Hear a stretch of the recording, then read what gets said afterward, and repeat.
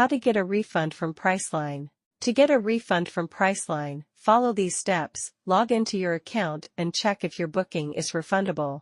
Review the cancellation terms for your hotel, flight, or car rental. Ensure you cancel within the specified timeframe. For hotels, this is often 24 to 48 hours before check-in. For flights, it depends on the airline and ticket type.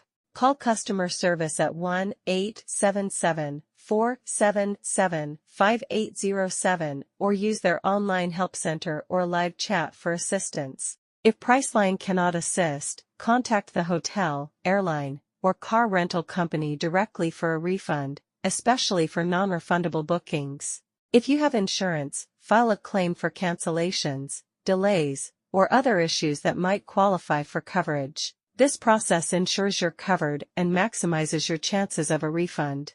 Thanks for watching.